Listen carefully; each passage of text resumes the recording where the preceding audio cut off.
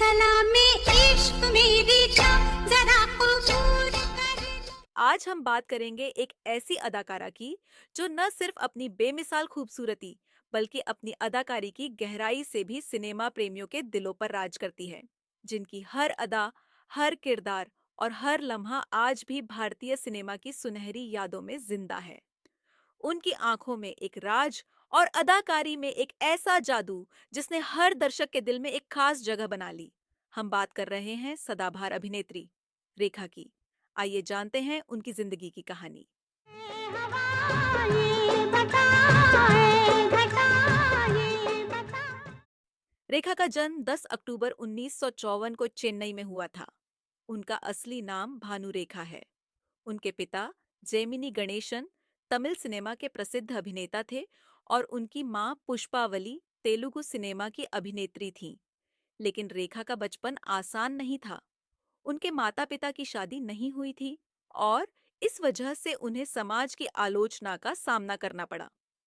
आर्थिक तंगी के कारण रेखा को अपनी पढ़ाई छोड़नी पड़ी और मात्र 13 साल की उम्र में उन्होंने तेलुगु फिल्म रंगुल्ला रत्नम से अपने करियर की शुरुआत की, जिसमें वह बाल कलाकार के रूप में नजर आईं।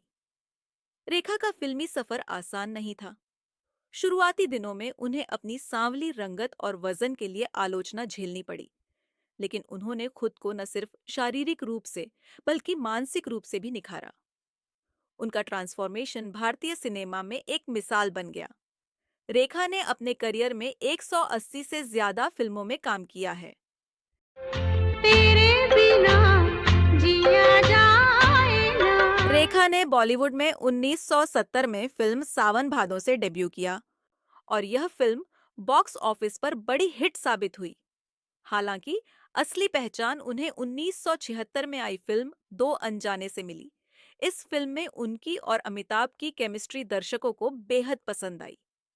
इसके बाद रेखा ने कई हिट फिल्मों में काम किया, जैसे खून भरी मांग, मुकद्दर का सिकंदर, उमराव जान, सिलसिला, खिलाड़ियों का खिलाड़ी और बीवी हो तो ऐसी। सासू जी तूने मेरी कदर न जानी। रेखा को 2010 में भारत सरकार ने पद्मश्री से सम्मानित किया।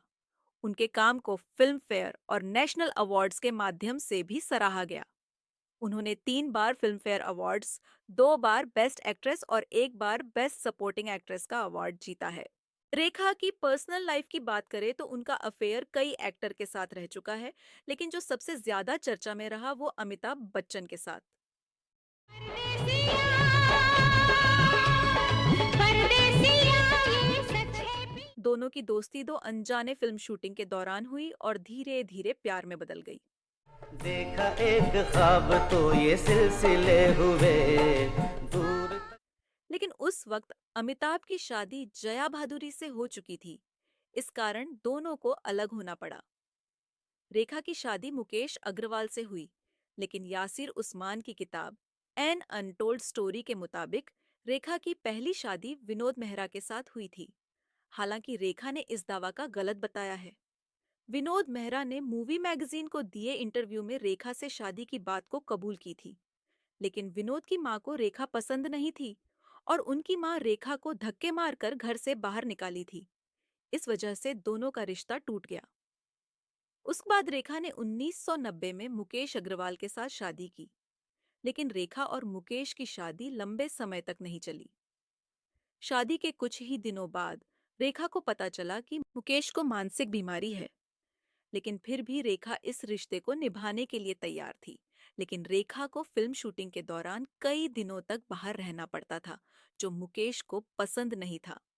धीरे धीरे दोनों की लड़ाई बढ़ती गई और रेखा ने मुकेश से अलग होने का फैसला ले लिया।